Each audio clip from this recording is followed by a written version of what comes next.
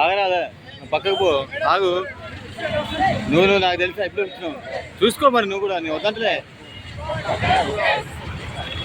నాకు చెప్తాను నువ్వు వచ్చినా నేను చూసినా ఏంది ఏమన్నా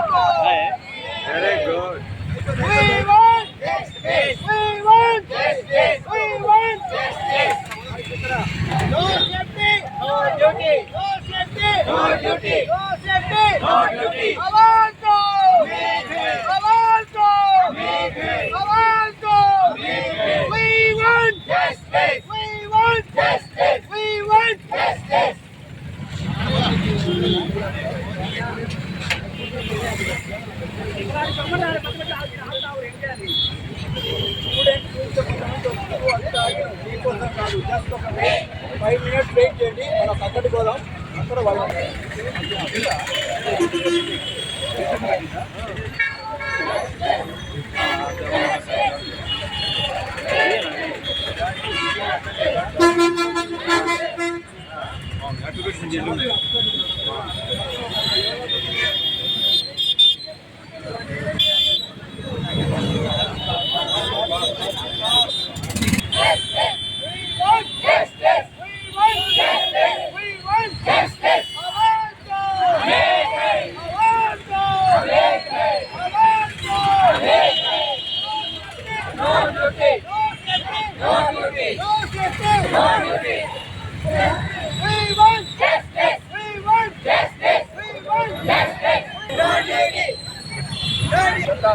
మూడు రోజుల క్రితం జరిగిన ఆర్టీకర్ వైద్య కళాశాల కోల్కతా జరిగిన నీచమైన సంఘటన మా తోటి ట్రైనీ జూనియర్ డాక్టర్ జరిగిన అన్యాయం దారుణంగా అత్యాచారానికి హత్య చేసి పక్కనే ఉన్న వర్క్ ప్లేస్లోనే పక్కనే అడ్డనంగా బాడీని పడేసి ఈ నీచమైన సంఘటనను నిరసిస్తూ భారతదేశం అంతటా వైద్యులు కానీ ఐఎంఏ వైద్యులు కానీ ప్రభుత్వ వైద్యులు కానీ జూనియర్ వైద్యులు కానీ తర్వాత మన వైద్య సిబ్బంది ఇతరత్ర సిబ్బంది అందరం నిరసన తెలియజేయడం జరుగుతుంది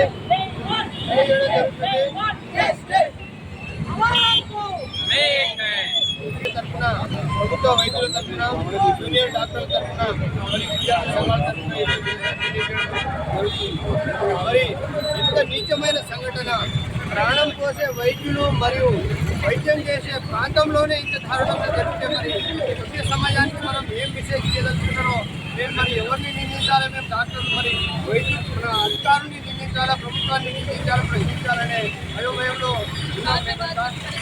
మరియు ఈ నీచమైన సంఘటనను వెంటనే తీవ్రంగా పరిగణించి ప్రభుత్వ హాస్పిటల్, ప్రభుత్వ మెడికల్ కళాశాలలు పెరుగుతున్నాయి. కానీ దాంట్లో సెక్యూరిటీ సిస్టమ్ కానీ, సీసీ కెమెరాలు కానీ, మాకు తగిన సెక్యూరిటీ సిస్టమ్, పోలీస్ వ్యవస్థ కానీ లేకుండా ఉన్నది. ఇది వెంటనే ప్రభుత్వం కానీ అధికారులు గమనించి దానికి తగ్గట్టుగా సెక్యూరిటీ సిస్టమ్ పెట్టాలని చెప్పి మేము డిమాండ్ చేస్తూ ఉన్నాము. ఈ డిమాండ్ దీంట్లో భాగంగానే మా తోటి డాక్టర్లు చెప్పిన విజయానికి, మా కుటుంబానికి మేము అండగా చేస్తూ అధికారులు కానీ ప్రభుత్వం కానీ తక్షణమే వారికి తగిన న్యాయం చేస్తూ ఎవరైతే నిందితులు ఉన్నారో వారిని కఠినంగా శిక్షిస్తూ శిక్ష ఎట్లా ఉండాలి అంటే మరో సంఘటన జరగకుండా ఉండాలి. ఈ విధంగా మాకు ముఖ్య డిమాండ్ ఇంకోటి ఏంటంటే సెంట్రల్ రూల్ ఒకటి GO safety central safety rule కానీ ఒక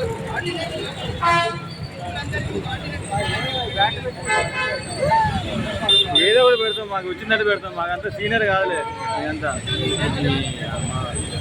కూర్చోరా.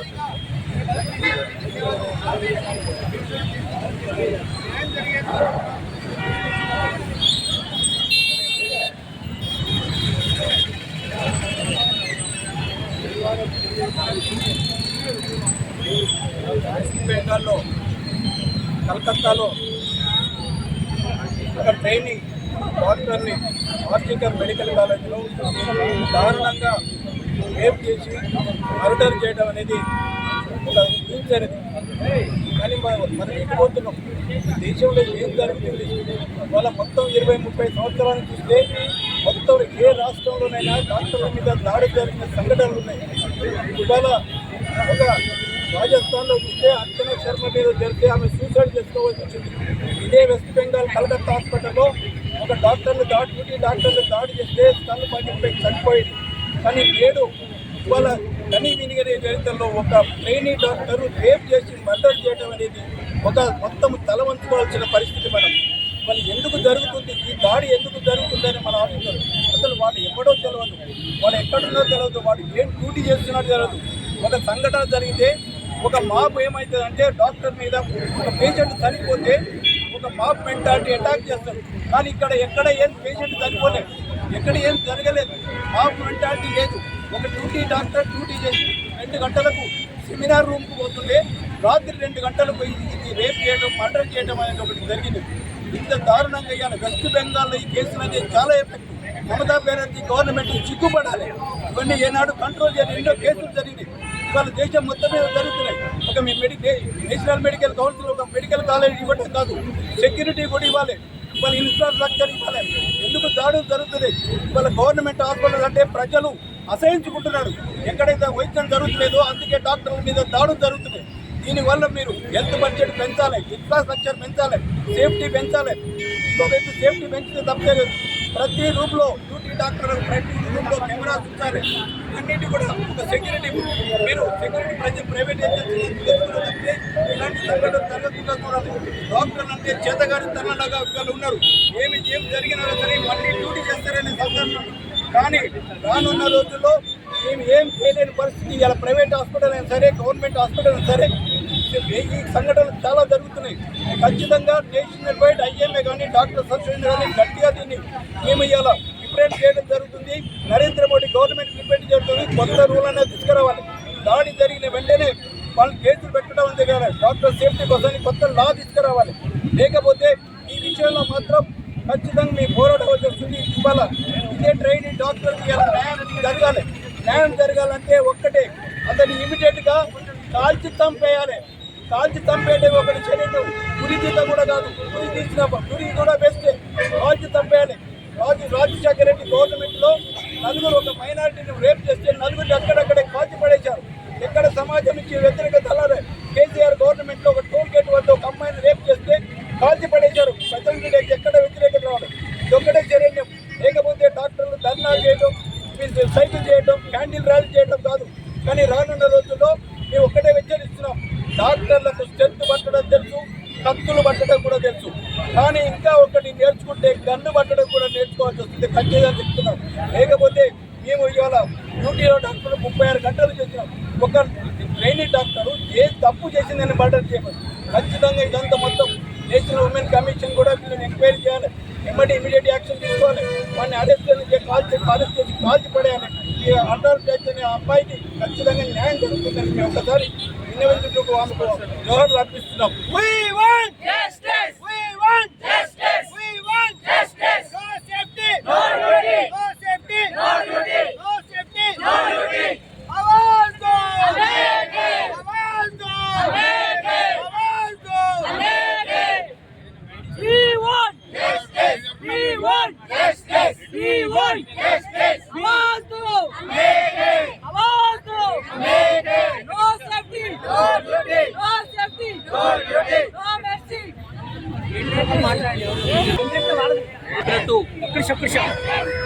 చెప్పినట్టు ఏ చరిత్ర చూసినా ఏ ఉన్నది గర్వకారణం. నరమానవ చరిత్ర మొత్తం పరపీడన, పరాయితత్వం. బలవంతులు అహంకారులై బలహీనుల మీద చేస్తుంటే సంఘటనలు ఇలాగే ఉంటాయి. నరహంతకులు కర్మజీవుల మీద, కష్టజీవుల మీద కబలించి వేస్తూ ఉంటే ఇలాంటి సంఘటనలే జరుగుతూ ఉంటాయి. ఒకప్పుడు మనందరం వైద్యో నారాయణో హరి అంటాం. అంటే వైద్యుడిని దేవుడితో ప్రార్థించే మనం ఇప్పుడు సమాజం వికృత చేష్టల వల్ల వైద్యుడు కనిపిస్తే చాలు వారిని ఎంతో అవమానపరిచే విధంగా చూస్తోంది. ఈ ధోరణి సమాజానికి మారాలి. ఎందుకంటే వైద్యుడు వైద్యం చేయడం ఆపేస్తే ముందుగా మానవ జాతి మనుగడే ప్రశ్నార్థకం అవుతుంది. అటువంటిది ఒక వైద్య విద్య చదవాలంటే ఎంతో కష్టపడి 8వ తరగతి నుంచి కష్టపడి చదివి ఆ తర్వాత MBBS వచ్చిన ఫస్ట్ ఇయర్ నుంచే, అంటే మన కుటుంబంలో నుంచి వచ్చే ఒక పేద విద్యార్థి ఫస్ట్ ఇయర్ వాళ్ళు మనిషి శవం మీద వాళ్ళు చేస్తున్నప్పటి నుంచి వాళ్ళకి ఒంట్లో మానసిక ఒత్తిడి పెరుగుతుంది. అలాంటిది 2వ సంవత్సరం 3వ సంవత్సరం 36 గంటలు 48 గంటలు కంటిన్యూస్గా డ్యూటీలు చేస్తూ మనం ఎంత చేసినా ఇంకా పేషెంట్ బాధపడుతూనే ఉంటాడు. వారి బాధను మనం తీర్చలేకపోయామే. వైద్యుడు పడే బాధ ఎవరు వర్ణించలేనిది. ఆల్రెడీ వైద్యుడు అనేవాడు ఎంతో స్ట్రెస్లో ఉంటే ఇప్పుడు మానవ మృగాల్లాగా కొంతమంది తయారయ్యి వైద్యుల మీద ఎవరిని ఏం చెయ్యలేక సమాజంలో అతి సున్నితమైన మనస్సు గల వైద్యుల మీద వారి ప్రతాపాన్ని చూపిస్తున్నారు. వారు నిజంగా అంత మునగాళ్ళైతే సమాజాన్ని ఉద్ధరించడంలో చూపాలి, కానీ సమాజాని కోసం త్యాగం చేసే వైద్యుల మీద ఇటువంటి అఘాయిత్యాలు చేయటం సమాజానికే మంచిది కాదు. డాక్టర్స్ ప్రొటెక్షన్ యాక్ట్ ఒకటి తీసుకురమ్మని కేంద్ర ప్రభుత్వాన్ని ఎప్పటి నుంచి వేడుకుంటున్నా అది ఎందుకో దీని మీద సీతకన్ను వేసింది. ఇంకా ఎంతమంది డాక్టర్ల ప్రాణాలు బలిగొనాలనుకుంటున్నారో మాకు అర్థం కావట్లేదు. డాక్టర్లు అందరూ వైద్య వృత్తి చేయాలంటేనే ఎంతో భయపడుతున్నారు. ఇకనైనా సమాజం ఒక వైద్యుడిని మీరు ప్రేమించాల్సిన అవసరం లేదు, కొంచెం గౌరవిస్తే చాలు. సమాజంలో మీ చుట్టూ ఉన్న వాళ్ళని వైద్యుడిని గౌరవించమని చెప్పండి. ఒక వైద్యుడు మీ అందరి ప్రాణాల కోసమే పాటుపడుతున్నాడనే విషయం అర్థమయ్యేటట్టు చెప్పండి. ఈ నేషనల్ డాక్టర్స్ ప్రొటెక్షన్ యాక్ట్ తీసుకురావడానికి మా వైద్యులతోటి సమాజం అంతా కూడా చెయ్యి కలిపి మాకు సహాయం చేయమని అందరినీ చేతులు జోడించి మనస్ఫూర్తిగా కోరుకుంటున్నాను. Very painful to hear that. English. That we get to hear that our fellow doctor was raped and murdered such brutally in the very own hospital where she works was actually not really good, because hospital for us doctors is the second home, and if we don't feel safe in our own home, then where else are we going to feel safe? And if we do not stand for what happened, then tomorrow maybe I or anybody else may be there in the same situation. So I appeal to all of you that kindly stand against it, and the rapist must be punished.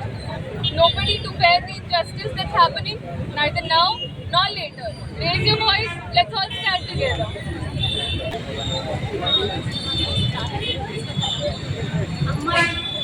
కష్టపడి చదివి